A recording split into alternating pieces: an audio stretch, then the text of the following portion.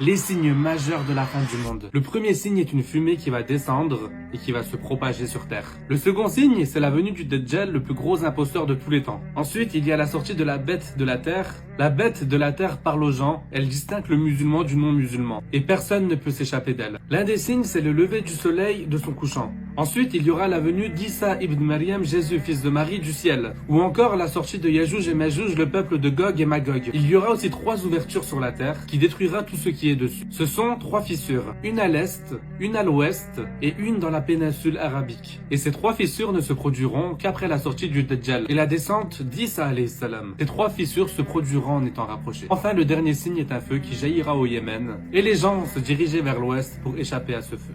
Nous allons tous mourir. Je parle de toi, je parle de moi, mais je parle aussi de la faune et de la flore, des plantes, des animaux. La terre est amenée à disparaître. Et le pire, c'est que nous avons la date. Nous savons quasiment exactement, à l'heure près, quand nous allons tous disparaître. L'espèce humaine ainsi que toutes les autres espèces seront complètement rayées de la carte. Sauf si d'ici là nous avons trouvé un moyen de nous rendre dans d'autres galaxies.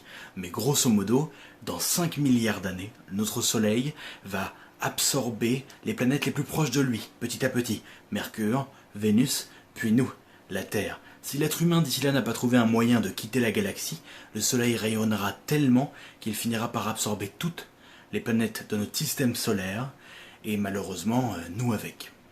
C'est fou, non? يرسل الله تعالى ريحا لينة ألين من الحرير لا تجد عبدا في قلبه مثقال ذرة من إيمان إلا قبضت روحه لأن الساعة لا تقوم إلا على شرار الخلق ثم يأمر الله الملك إسرافيل بالنفخة الأولى وبعدها صعق من في السماوات ومن في الأرض إلا من شاء الله وتظل الدنيا هكذا 40 عاما ليس على ظهرها حي ليس على ظهرها أحد حي إلا الله الكل نام تحت التراب لا روسيا ولا امريكا ولا المانيا ولا انجلترا ولا الصين ولا فرنسا ويسألونك عن الجبال فقل ينسفها ربي نسفا فيذرها قاعا صفصفا لا ترى فيها عوجا ولا امتا وعندما تخلو الدنيا وتبدل الارض غير الارض والسماوات يقول الله تعالى يا ملك الموت من الذي بقي من الخلائق الانس مات والجن مات والملائكة ماتت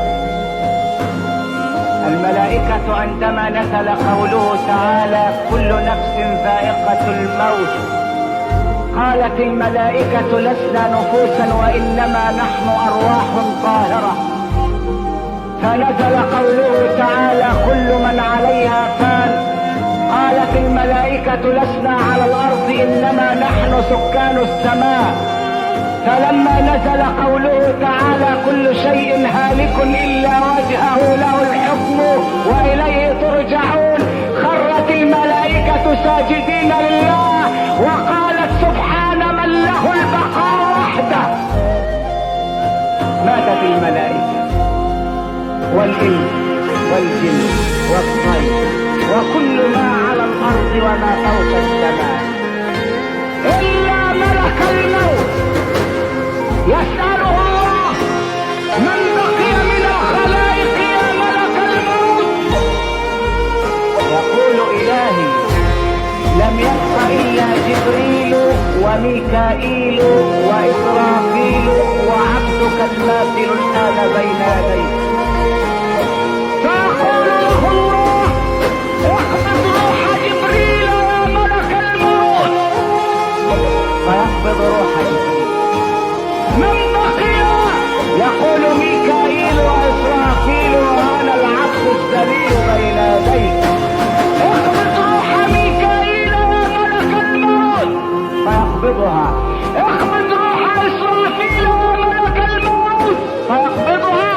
ثم يسأله الجبار جل جلاله من بقي من الخلائق يا ملك الموت فيقول لم يبق إلا أنا العبد الذليل بين يديك. فيقول له الله مت يا ملك الموت، مت يا ملك الموت. فيموت ملك الموت، وعندما يشعر بسكرات الموت يقول وعزتك وجلالك لو كنت أعلم أن سكرات الموت شديدة هكذا لطلبت منك أن تعافيني من قبض أرواح العباد.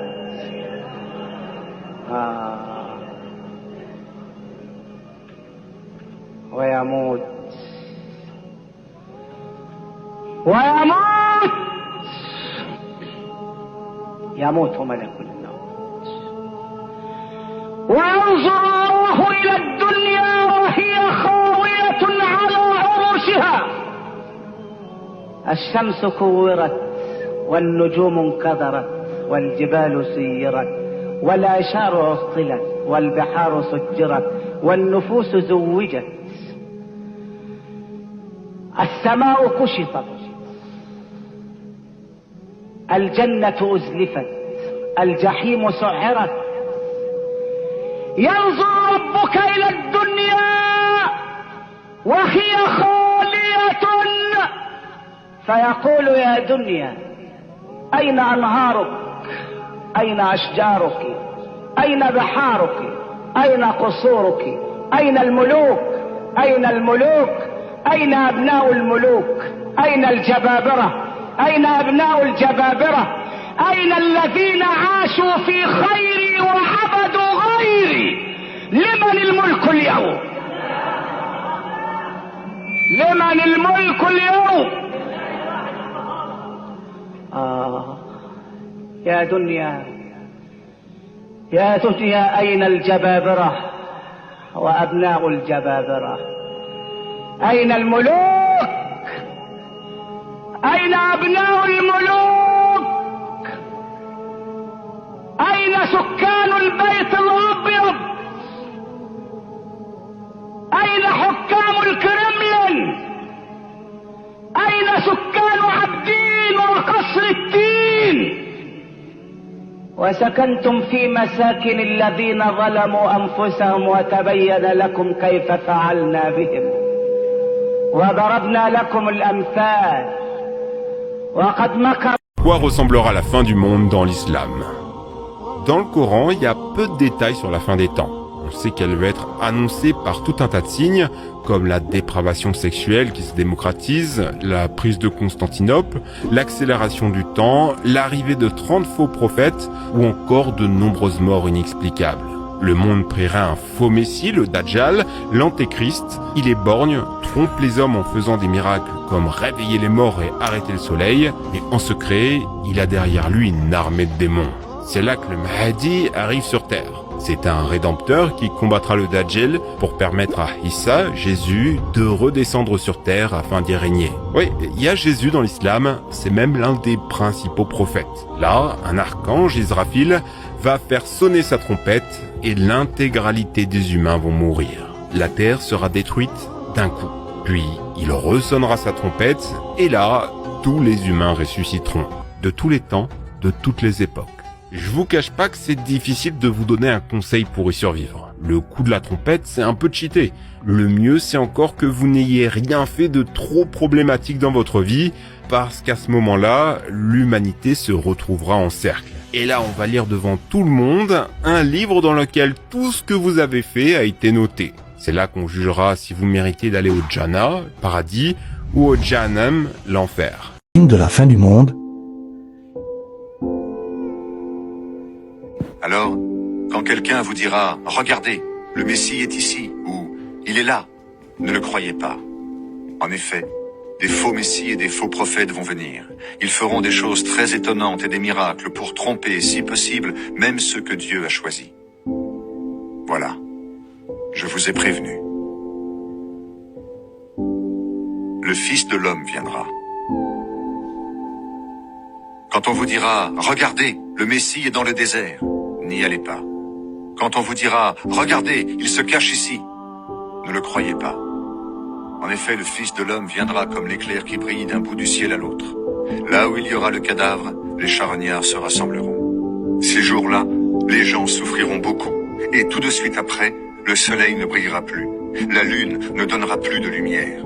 Les étoiles tomberont du ciel, et les puissances du ciel trembleront. Alors dans le ciel, on verra le signe qui annonce le Fils de l'homme. Et tous les peuples de la terre crieront et pleureront.